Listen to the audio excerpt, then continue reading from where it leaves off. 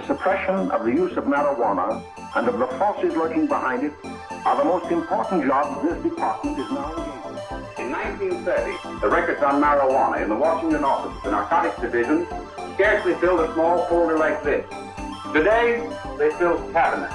Welcome, ladies and gentlemen, Coloradians and everyone that's smart enough to listen from the outside. It's one of the most amazing plants we've ever discovered. The pot party, the trippers, the grasshoppers, the hip ones, all gathered in secrecy and flying high as a kite. Hey, welcome back, ladies and gentlemen, to another episode of Stoned Appetit. With your host, as always, it's me, Kip, and across the TV, I got CB. How are you today, Christopher? Spectacular. I mean, we just wrapped up Halloween, and now that just kicks off holiday season. Yeah, you're not lying. I couldn't agree more. It's like a gauntlet of checking out of work for the next 8-ish weeks. You know, that first week of January is usually a big ball buster. But from now until then, people are definitely on the downward slope of like give a fucks and things of that nature. So I couldn't agree more. But we're still in autumn. We got piping hot season of football. We're coming off Broncos wins in London, Halloween parties across the city, and I'm slowly recovering from a 5-day bender. We're going to dive into all that and more on this episode. But before we get into that, I want to give a quick shout out to our sponsors and friends over at Standing Akimbo Medicinal Dispensary. I know what you're thinking, Kip, why are you continuously promoting a medicinal dispensary instead of a recreational one everyone can get to? Well, that's because this one is the fucking best. So shut your goddamn mouth, you losers.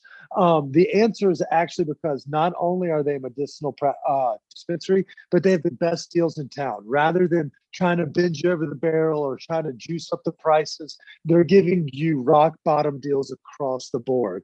And just like we try to be authentic with our food takes, with some of our content, keyword some of it, not all of it, we also like to partner with authentic brands. And that's exactly what Standing Akimbo is. And they've been a member of the community for a hot minute. If you're looking for more information or how to get your medicinal license, it's very easy. You can shoot us a message. You can shoot at Shop Standing Akimbo, or you can go Google closest medicinal cannabis doctor to me. And then when you're looking for a spot, while you may be able to find medicinal dispensaries near you, I thoroughly recommend you checking them out, not only for the great customer service, but for the banger fucking prices as well. So shout out to our friends over at Standing Akimbo. They now offer online ordering through Weed Maps, and you can check out their menu daily on their website, Standing Akimbo, or you can check out their social at Shop at Standing Akimbo, or go to Standing Akimbo Bakery and Dispensary on their website and see their menu. You ready to rock, Chris? Yeah, let's do it. Hell yeah. Okay, so let's run it back. Since the last time we spoke, we had a Halloween party, and I'm pretty sure I'm hurting still from that. I mean, it just got out of hand, you know? It felt like Mitchapalooza there for a second. Yeah. I'm surprised we didn't go streaking. I mean, it just like everybody was in the holiday spirit and celebrating Halloween, and then you throw a little bit of dank eats and some stellar weed in that mix, and you've got a party. I mean, it was a fucking vibe. The costumes were second to none. I felt like the community brought the fucking hammer. They killed it. Yeah, and because we were more at like a quote unquote like house type setting, I think people just felt a lot more comfortable, you know, and it led to people getting a little loose. I couldn't agree more, Chris. It was just a fucking vibe the whole night. Like, the music was perfect. Getting a DJ to help us and do the party with us was a genius idea. He killed it, set the vibe beautifully. And I thought Chef Merlin and Chef Long did a great job of interpreting refined food in a Halloween party way, you know, like comfort food in a casual fine dining experience. So I thought it was a genius idea, and I'm looking forward to the next party, but I need a fucking break. Yeah, I hear you on that. And I think it all started with those hot chocolates coming in the door. Yeah, the taste buds, they have a spin-off product called it's called Ab Dissolvables. And they have them both in like electrolyte form as well as just natural non-flavored. You can add that shit to anything. And I mean, there's other ones on the market. I like the mix from our friends over at Bud and Mary's. And then Ripple is obviously a fan favorite for some of the community, but those ones from Ab really knock your dick in the dirt. Holy shit. Shout out to Mr. Incredible. They do. And I got to say, you know, we had it. We had the famous lobster dog, and it was everything I had hoped for and more. And then, you know, Faux King surprised us with some tingly crisp, which is out of this world. Yeah, I mean,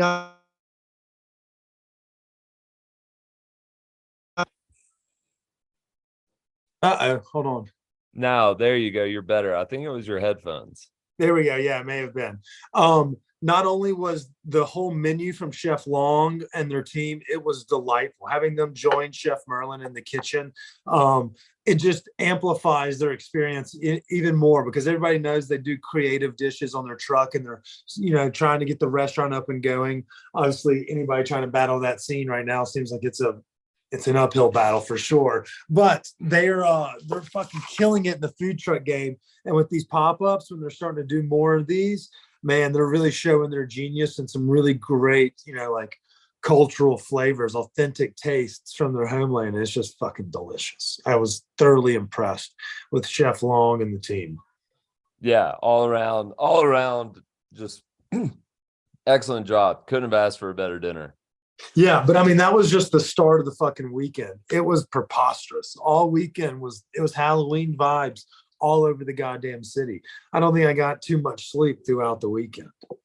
No, I think Sunday too, I passed out at like probably 8:00. Yeah, it was. Yeah. And I mean, yesterday when it came to trick-or-treaters, we only had like fucking 10. Dude, we had one. We had our lights on, like we were present, and we had a fucking bowl next to the door, and we only had one kid come. I wonder if that little gate, you know, maybe if y'all are gatekeeping a little less, or maybe y'all needed a little more decor in the front yard to really show off your skills, to let folks know that you're not one of those rapey homes, but in fact, one of the personable homes. True. I wasn't going to the door. Oh, really? I was all about it. I was emphatic. And I actually forgot the protocol as an adult. So I was yelling trick or treat when I answered the door. And then Morgan was like, that is not how you do it, you fucking idiot. I don't know. I feel like some people, because you say trick or treat and then the other person says trick or treat back. I think you say happy Halloween and they say trick or treat. Oh, that's true. Damn. Yeah. Well, I wasn't asking the best costume you saw, but I guess we can't if you only had one kid over there. What were they dressed as? I didn't even see him. I was in the kitchen. Steph got the door. Okay, well, that's not too terribly bad. But I saw them leaving, and they were carrying a pillowcase, so obviously they weren't amateurs. Yeah, and y'all's neighborhood is pretty flush with young, affluent families. So if you're not participating, you got a real dump in your pants, especially if they have kids that are, you know, circulating the neighborhood. Because I know some of your neighbors around the lake, and they were saying that they churned and burned through a couple boxes of candies. We have a surplus of leftovers, which has led me to my next question, Chris. Since you can't answer the costume question, let's talk about leftover candies. What is the first one you go for when you're looking at the multi flavored bags? What's that first bite you pull from? Oh man, god damn it.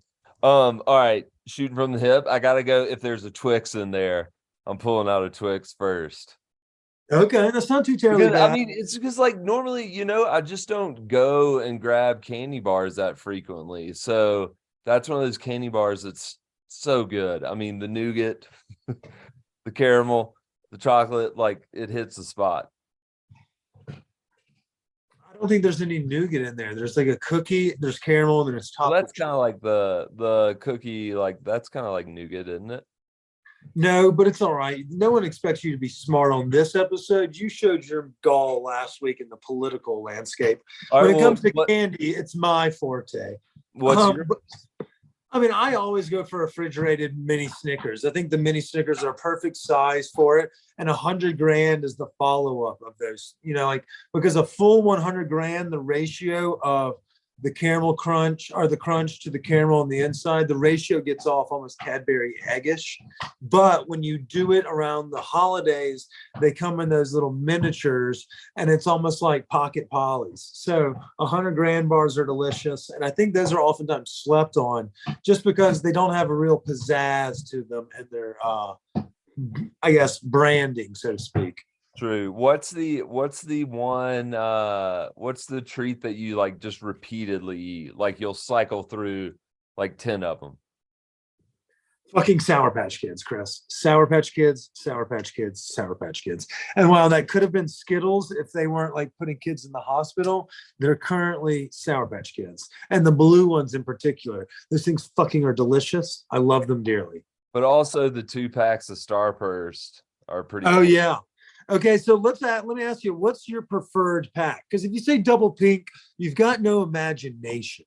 It's a delicious 1-2 punch, but how do you compliment yourself? I'm really happy with the pink yellow combo. A pink yellow is great. A pink red is also. And you got to smush them together. Well, I'm not going to go and finger bang both Starbursts just to get a particular bite, but I think one plays it into the other one beautifully, just as the red and yellow do also. Yeah, the orange is a really, really big outlier there. Outlier? Yeah, I don't really like it. Yeah, I don't think that's how you say that, but at the same time, orange really is a mid-tier snack at best. It's above like those little chiclets, those little chocolate chiclets that are like mini M&Ms, but not even as good. And like circus peanuts, they're above those things. Whoppers are also in that sub tier. But what is one of those sleepers that you like that not like most people would pass on, but you don't? What is that thing? I mean, I don't know. One last night that's pretty fucking good. It's hard to say because like I love dots, but a lot of people love those, but also warheads. Interesting. So you go for the sour sucker or the gummy things that will pull out a crown? Yeah. That's fair. I got introduced to something, and this would be probably in like the pleb tier, like those clear packages you can get that have like a mixed bag of like 70 different kinds of Tootsie Rolls. Yeah. Well, I always thought those were only made for like you to throw at people or to the birds or something. Well, I had the green one last night at the bequest of somebody else. And they are delightful, Chris. I could talk about them. I'd write a soliloquy about them. They're just refreshing, delicious. And if you get them at the right time before they get too stale, which I happen to do, they're not too hard to get into. It almost tastes like a stronger Laffy Taffy with a little bit funner bite. Nice. I also like the little mini pack of Nerds. Yeah, the purple and the pink, they only come in those two. Yeah. Yeah, I miss those. And the single fun dips where you would just get one of the colors in one stick. Man, that was Fun a good dips were great. Yeah, they really were. We got to stop smoking so much weed before we do these podcasts. Okay, so we're talking Halloween candy, Halloween vibes. We stayed up a little too late. We had a little too much fun. Thanks to our Halloween party, we have a lot of candy left over. Let's talk about what we're going to get into this week. There's a lot of cool shit going down this weekend. What do you have on the docket this week, Chris? So we're actually doing a giveaway for it. Oh, tell them about JoJo. Yeah, so it's the Westward Feast 2022. It's coming back. So it's just going to be a huge food, booze event, hosted by Westward. Great restaurants coming out. It's going to be fucking awesome. It should be a blast. It's from 7 to 10. I mean, it is a good time. Everyone hears us rant and rave about these food festivals and how do you meet some of these chefs and things of that nature. If you're one of those influencers or some people out there that fucking do that stuff, this is a great way to meet the chefs, get to know them, showcase their stuff without having ulterior motives, as well as if you're just trying to find new restaurants that are doing cool shit in the community and you're just the end consumer, I'd recommend bringing your vape pen and then doing what we do. Just walk around and get high as fuck and eat every bite that is available. It's going to be delightful. I can't wait. Where is it? McNichols building downtown? Yeah, and I mean just some of the restaurants like our friends at Bruto. We've got Ironton Distillery, we've got fucking Uchi, Matsuhisa. Like it's gonna be a time. It's going to be a hell of a vibe. I can't wait for it, Chris. I'm glad you reminded us of that because this weekend feels like it's that weekend you kind of like lay low, getting ready for the big gauntlet that is the holidays. But there's live music that just doesn't stop. Mission Ballroom's fucking slaying it. We're still doing concerts around the city. So there's a litany of great stuff going on. There's also great food events and great pop-ups going on as well. I think there's an Outer Range collab with our friends over at Snipe Burger this weekend. They're doing chili cheeseburgers, Chris. And with the drowsy or dreary weather that we got coming down the pike, I mean, who doesn't want fucking chili cheeseburgers and watching football? And with a beer? Beer. Yeah. I mean, I know that gets you a little bit randy. It does. Well, speaking of which, it's a big weekend of football, Chris. Obviously, we were gamblers and degenerates in every sense of the word, and we've got a big time. And before we get into our interview of the week, talking about some fun pop-ups coming up, we're sitting down with Chef Questa Walker, who is a private chef here in town that works with entertainers, musicians, and athletes to provide Southern and, I guess, Creole experiences, probably more soul food experiences. He sat down with us to goof off and talk a little bit of Southern eats and beats right in the mouth. It's a great time. But before we go, Chris, I want to ask you one quick question. Broncos Trey, Bradley Chubb, how do you feel about them going forward? Is there reason to be optimistic, or should we start looking towards other sport teams? We're in a bye week. Will they come back refreshed next week? I mean, was Bradley Chubb not the captain? He was. And Yeah, they've so- obviously waved the flag that they're selling. But So, I mean, I guess if they're looking to the future, I don't think it helps them right now, but I don't think keeping them helps them right now. no, I agree. So I mean, like maybe it could be if they use the draft pick that they get wisely, then it could work out. And George Payton has shown that he's not an idiot. So there's Yeah. there's reason to still be optimistic about the program if you're a Broncos fan. The team will probably still be somewhat competitive. And if the offense finds a way to get their thing in gear, it could be very, they could make a run. Go win some games 35-28 instead of winning them 21-17. And you don't really, you won't think too much about the Bradley Chubb as much. So No. we'll see if the offense. You nervous about LSU, Alabama? A wee bit. It's a night game. And then Tennessee, Georgia is this weekend as well. Who you think's going to win that one? I think Tennessee. Do you? Are you saying that because they beat you? But Georgia also torched you last time they played y'all as well. That's true. I'm just saying that because Tennessee just looks scary good. I mean, they're so damn fast. Like, I know Georgia's pretty damn fast, but I just think, man, Tennessee closes quick and they get out there in a hurry. They score at the flick of a wrist. They're very, very good. And their it's a great defense is fast too. If they can shut down Georgia tight end, I forget that guy's name because he's starts with a B, Bennett. Yeah, he's stellar. If they can shut him down and a couple other people, I think Tennessee can do some work. All right. And I mean, you mentioned the Westward Feast is kind of popping before the weather really gets bad. What's on the front on we kind of talked about the barbecue in Littleton last time. What do we have on the docket for some food trucks? You got anything coming down the pike you're excited about? I'm trying to connect with a truck that does pizza, but a different kind of pizza. So more to that later on once I figure out who it is and all that good stuff. Don't want to get too much away. Hell yeah, I understand completely. Well, if you're a food truck owner or purveyor or big fan or whatever, throw one in our DMs. Let Chris know that he has to check out this location. Let him write up a little expose on them for show. I've got one as well. Before we go, I would be remiss. Everyone saw me promoting the Wine Cult last week. Well, we have another Wine Cult Classic movie night coming up, Chris.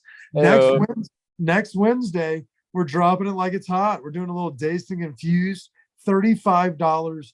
The link is in our bio on social media and on our website. We're going to watch Dazing Infused. We'll have a happy hour beforehand at Postino with wine and snacks. And then we'll have a couple little party favors for all of our guests that join us as well. And then we'll probably take a break for a little while. Yeah, we got to recharge. Yeah. But this one's going to be a big one. And we're going to bring all the goodies. We'll have a lot of fun. Everyone's going to have a big time. So y'all look out for it. If you want tickets, they're in our bio on social media and on the website. Did I miss anything else, Chris? No, I'll see you at the Moon Tower. I'll see you at the Moon Tower, and I'll see you at the McNichols building on Thursday. Everybody else, we'll talk to y'all soon. Cheers. All right, and you see how fucked up that is? All right, y'all, and it's our Batch Extracts interview of the week. Y'all know Batch Extracts. We've been talking about them for a couple weeks now. It's probably the best way to describe it is the Miller Lite of cartridges. It's a reliable distillate cartridge that you can find across the Colorado region. 200 plus locations, multiple SKUs, whether you're looking for hybrids, sativas, indicas, or flavored distillates with other terps and infused. They have it all for you. You can find them anywhere. You just go check out Bud Mary's Company on social media or Batch Extracts on social media. You can also check out their website by just Googling MedFarm Holdings, Batch Extracts, and or Bud and Mary's Cannabis. They have a litany of other products. Y'all have heard us talk a little bit about the mix and how it's a dissolvable. You can throw it into any of your dankest meals, whether it's ice cream or it's an aperitivo. It does not matter. There's something for everybody on their line. Maybe you hurt your hand in a casual yard work accident and had to have surgery, and you're looking for a topical balm that helps in the healing as well as in the suture removal process. They have a product for it, aloe vera. So there's something for everybody in the Bud and Mary's catalog, and just like that, we have a great extraction of an interview this week. We're coming to you from a commissary kitchen located roughly around the Baker neighborhood with Chef Questa Walker, aka Q. Q, how are you, dude? Man, I'm doing wonderful, baby. I'm appreciative, just thankful to be here, thankful to be talking to you. I salute, man. Thank you for having me. And so for those that don't, you're welcome, but thank you for having me. I mean, you cook up dank fucking food, not only for me, but also for the community around. We're talking about true Southern eats. We're talking about slow-cooked collard greens, y'all. We're talking about cornbread that's fluffier than fucking, it's the size of Peyton Manning's forehead. It's just, we're talking deep cut Southern vibes. But the way we know Q and the way you should know Q is that he's made his stripes, I guess, in town by being a private catering chef for those that are hunting dank-ass soul food. So whether they be entertainers that are coming through town, musicians, artists, things of that nature, or if it's athletes that live here and then want privately catered food, Q is that guy. And so we've actually crossed paths virtually like a zillion fucking times and then missed each other in passing at pop-ups and things of that nature. But we finally had the stars align and had Q not only join us on the pod, but at least, we're going to dive deeper into the soul food scene. So thank you so much, Q. And Chris isn't with us today, so he likes to start every episode the same way. And I think everyone's going to know this answer, but are you a transplant or a native to Colorado? I'm a transplant. I'm originally from New Orleans, Louisiana. I moved out here in Denver officially in 2019.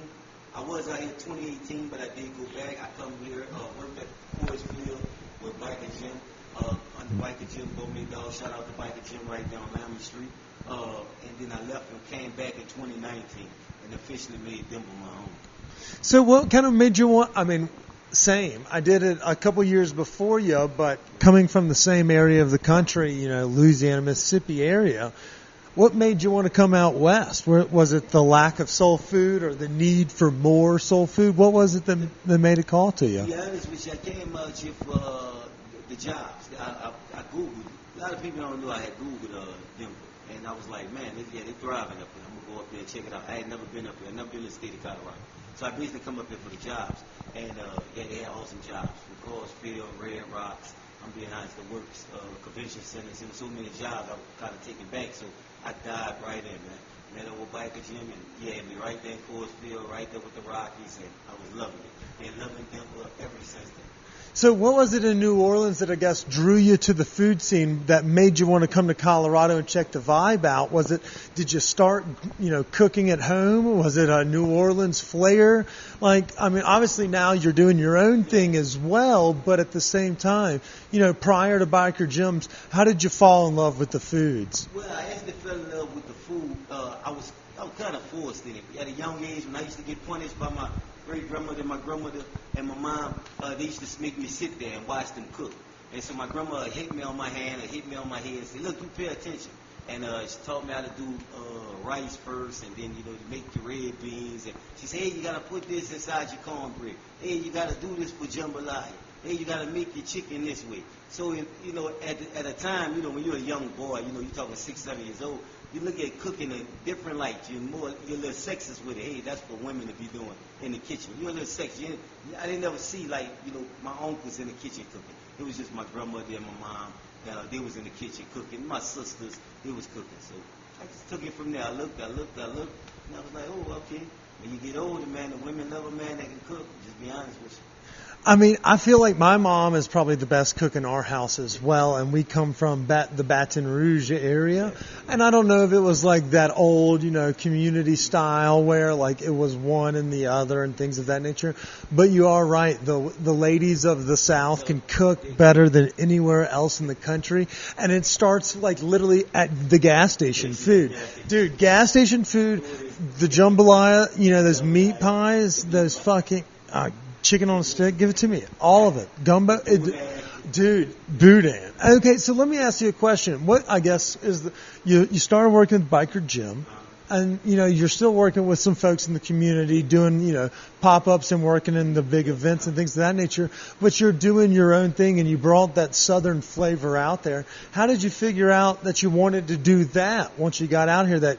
Was there a need that you had to find, or how did you find your way into it? Well, I used to get off work on a Friday and Saturday at Biker Jim. I'd be getting off at like 3 o'clock in the morning, and so I try to look for some food.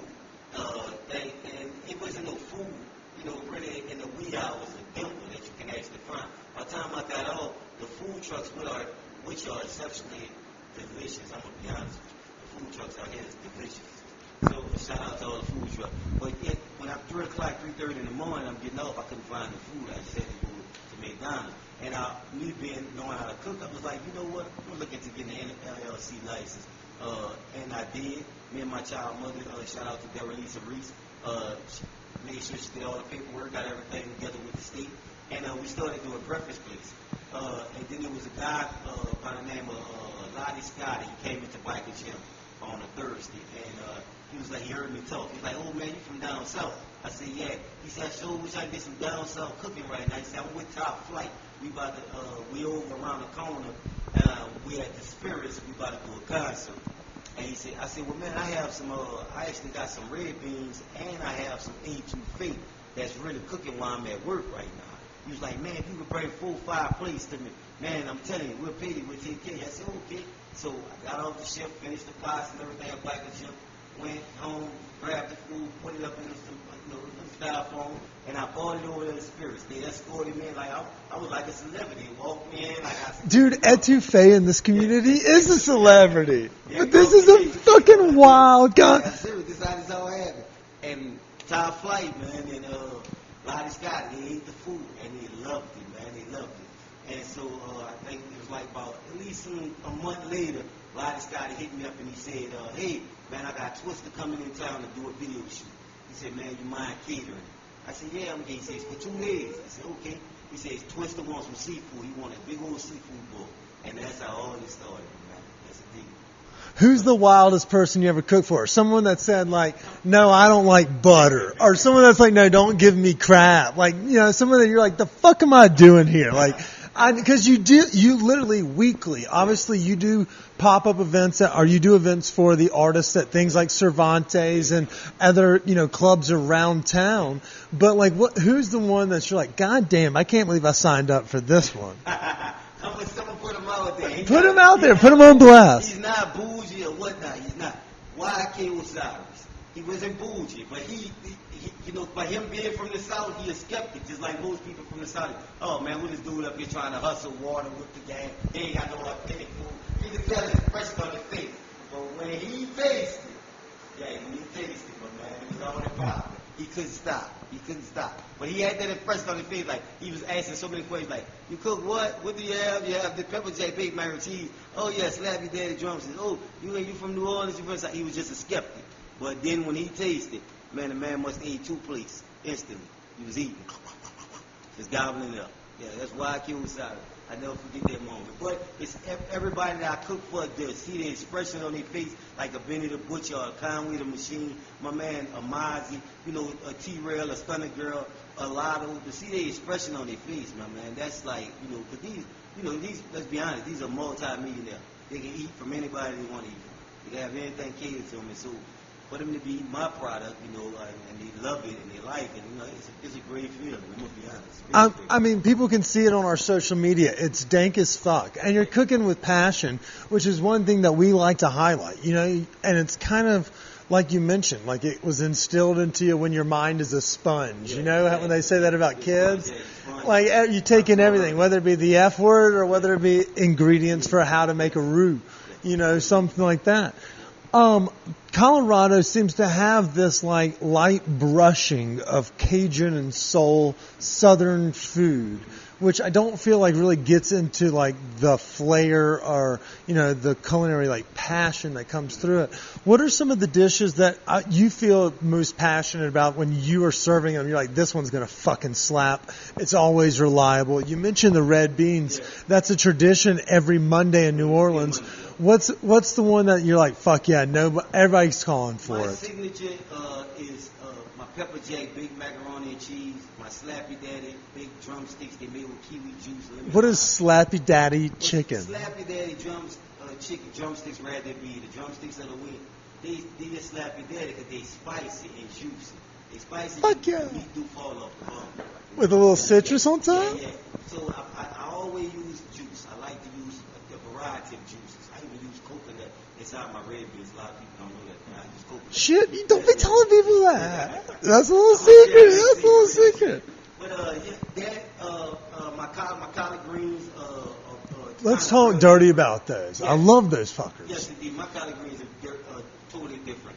It's probably because of what I use, and most people would be like shocked, certain things. Like I use honey in collard greens. A lot of people don't know. We were a brown sugar family growing up, but you kind of want that to kind of go with the fattiness as well as like there's a little bit of that bite to the green. So like it kind of rounds it out as a. I enjoy mine to be sticky, so I can understand that. Crunch to it. So some people might say, "Oh, well, that's not all the way done." No, it is all the way done. It's just I like to have a crunch to it. You don't want it all mushy. Like I don't mind it a little bit of like the leaves being mushy, and you can crumble up cornbread and kind of mix it in and kind of sops it up. But you want the spine of that leaf to still have that integrity. Yeah, I agree wholeheartedly. And y'all do it very well. Like you've kind of gotten this dialed in, but it's that Southern loving that you've got going.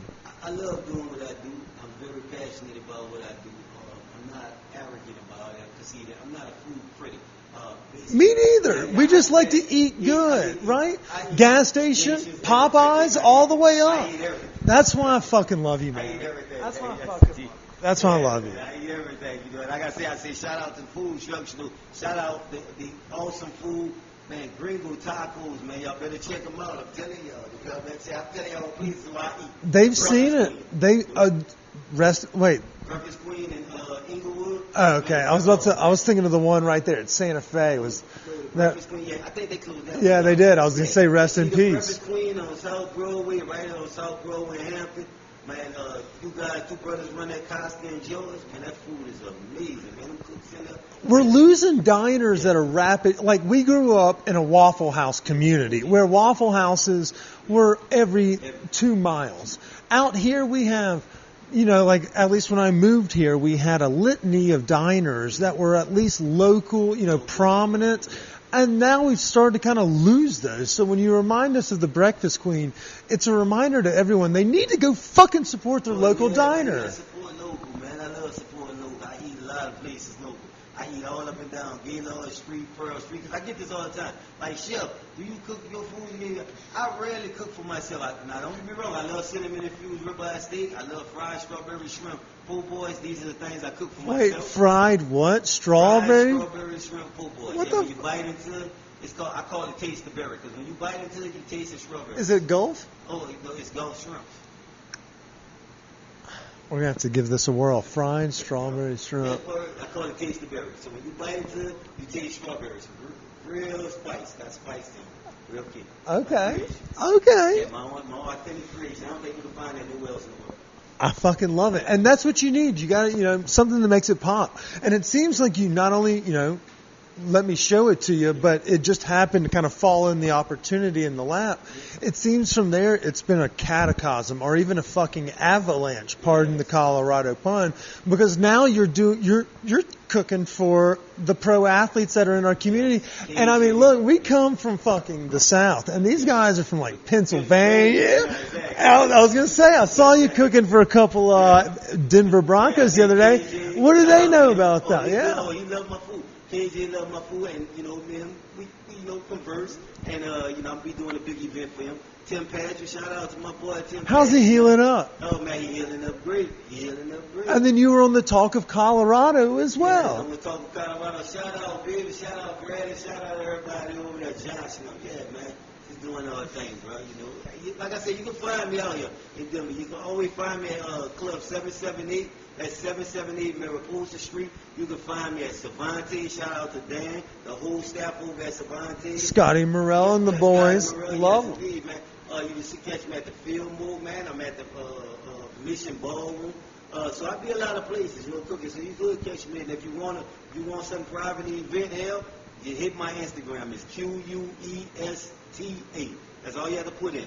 And it's going to pop up as Questa Walker with third. And just send me a DM. I answer all DMs. And if you have any questions about who he is, don't be shy to shoot us a message. I'll gladly put you on him. I mean, he's been put on by everybody in this fucking city. And so as we continue to hear the roars about how great your food is, we had to come sit down and talk with you, especially with a little South in your mouth. And so before we leave, obviously you've been here a couple years just before COVID, but you've gotten your hands dirty. You mentioned you love the food truck scene. You eat around town when you're not working. Look, before we go, we want to get a couple questions about where you like to hang out, where you like to eat, where you like to sit when you're not at work. So let's pretend you had a Friday night where, God forbid, you weren't working. Where are you going out to eat to treat yourself? I'm going to actually go out to treat myself. I'm going to be honest. They got a spot on Gaylord Street in Tennessee. It's called Homegrown and Do. I go there and eat. I love their wings. I'm going to be honest with you. I'm a wing fanatic. I like the Whiskey Biscuit in Inglewood. Let me see. The party to go just, if you want to just sit down and have a drink with a great conversation with some nice music. I love to go to clubs, 778. That's on Mariposa. I also like kind of like, you know, frequent. I love the View House. You know, the one out there in Centennial as well. The one down off 25? I'm a big Denver night. I'm going to be honest with you. I love Denver. You like man. Just mixing it up? I love Denver. Yes, I'm serious, man. And on my Sunday breakfast, you know, shout out to them again. I'm at Breakfast Queen, man. You know, I'm going to be honest with you. If I'm in the stadiums like Ball Arena, if I'm going to, like I just went last Sunday, stood next to Shannon Sharp, had a great conversation with him about tacos. I'm going to eat gringo tacos. I'm going to be honest with y'all. And so I love local. I'm going to be honest. I'm a little biased. We all do commercialism. But local, like TK Seafood, my man. Yeah. Dude, so Lindell and I were talking about this the other day. TK's is he's an ace. Oh, yes, indeed. That food is delicious, man. Them seafood is bread. That's my addiction, seafood. Well, no shit. Of course it is. That's where we came from. We came from the world of seafood. I say CJ Sticky Fingers. Dude, CJ over there at Quincy. Yes, Quincy. Yeah. That guy, he's got some flavors on those chicken wings too. And And that's we want to learn more about the places that we don't often know about, and that's what we had to do. We had to get you to put us on some, just as somebody put us on you. So They have a new one I'm gonna tell y'all about. Y'all be looking for some couple. Give them to me. In Denver, Colorado, making a lot of noise, making a big splash. The name is So Delicious. I'm serious. They are delicious. Their food is amazing, y'all. what kind of food we They do talking? a lot of southern food, a lot of southern dishes. They do sandwiches. They do a lot of desserts. Where are they like food truck? Or are they like doing trailer style? Okay, private style. Yes, indeed. Okay. So delicious. Shout out to you guys. You guys are good food. I love it. Because like I said, I tries out people that people don't think. That's why I got to shout out the food trucks, because you can always catch me on Federal. I don't know if y'all. Dude, Federal, Havana is a fuckworthy street. I fuck with Havana. So, and I'm a dumpling slut. Like, I love seafood and all the fried delicious that we have from coming home. But I have found, which we did not have in Jackson or Baton Rouge, which is like these deep cuts of like actual noodle dishes and stuff. I fuck with that. And so Havana Street and Federal's in the same camp. There's a lot of Mexican on Federal, but also a lot of those Asian spots. And we just didn't have that kind of food growing up, So I'm starting to learn, holy shit, look at that motherfucker. That's a big bottle. Man, see, there's a chicken spot on the east side, though. It's around Manual School. Somebody help me with the name. Y'all probably know the name. I went in there and I got that chicken from that guy. Man, sauces, everything. It's local. It's a chicken spot. It's right there by Manual High School. I forgot the name of it. I don't even know where the fuck one Manuel High School is, but that's probably a good thing that I don't know where a high school is. It's delicious. It's Okay. a nice little small pub that sell a lot of chicken. And that chicken is delicious. I love it. Well, y'all are going to have to check it out. Q's going to do some food tours with us. We're going to go goof off, find some dank ass food. Before we go, one last time, if somebody wants to hire you to do, Cajun or Southern food, you mentioned some of the great places you like to eat, but if somebody wants to try your dank food, there's a reason entertainers, rappers, musicians, fucking athletes galore are calling for your Southern cuisine. How does somebody else that wants to give it, maybe someone that's listening to this, wants you to cater their wedding, tell them again, how do they find you? You can actually contact me on Instagram. That'll be just punch in QU, E as in Eric, S, T as in Tom, A as in Apple. And it's going to pull up as Questa Walker III. And that's me right there. You send me a DM. I answer all DMs. This coming week, if you would like some great awesome food, Creole Southern food, plant-based or vegan. I do vegan gumbo, and I am doing vegan gumbo. Dude, tell me about that gumbo. Let's talk about the gumbo. Okay, the gumbo. My gumbo, I make three kind of gumbos. I make an all seafood gumbo. You know that shit fucks. Yes, all beef gumbo, and I make a vegan gumbo. My vegan gumbo is strictly veggie, but you actually get the authenticity of the Creole style gumbo. You're going to get the actual root, which the root is not made with any meat, and it's not made with any seafood. And I put a variety of veggies in there, from zucchinis, man, to jalapenos, peppers. I'm talking about just a variety. And a lot of people that taste it, they always request it again. I'm gonna be honest with you. I fucking love it. And you're at Cervantes again this weekend? Yeah, I'm also be this week, Friday. You can catch me at the Roxy Suicide Boys concert, and also Cervantes at Flo Millie's. I'm going to have an extensive menu. Then the next day, Saturday, I will be right on Colfax and Josephine and Hollywood Barbers. And I will have Dude, I know that fucking spot right there across from what used to be the city farmers market. You're going to be right there at that barber shop? Hell yeah, it's catty corner to right next to that dog park. For those that are thinking, you can park there, go in, grab some food, go let the dog out. Y'all can also find me. You can also find me. I got to start off Thursday, 778. So 778, I'll be there Thursday. Shout out to the whole 778 family, Tony, Sticky, Jordan, and my girl T.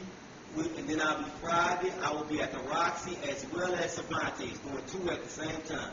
And then Double dipping, are you motherfucker? I like it. Yes. Then you can catch me Saturday at 12 noon. I'll be right down Josephine and Colfax. Come get some of the best goddamn gumbo you can find in Colorado. That's right, Colfax and Josephine. That's the only daytime set he's got coming, because the other ones are all nighttime sessions. So if you have Friday night plans, Thursday night plans, that's okay. You can taste this gumbo. You can taste these other southern dank eats, all at Hollywood Barbershop, corner of Josephine and Colfax, right next to Twist and Shout.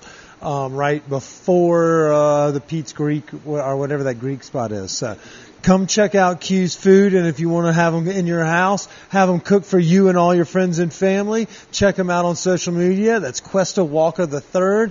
But Q, I appreciate you not only feeding me today, but also for welcoming me into the kitchen and letting me goof off with you for a little while. Thank you, man. I really appreciate it. I want to send a shout out to you. My auntie, LaPonda Fitzpatrick, she's very proud of me. Hell yeah, she should be. Well,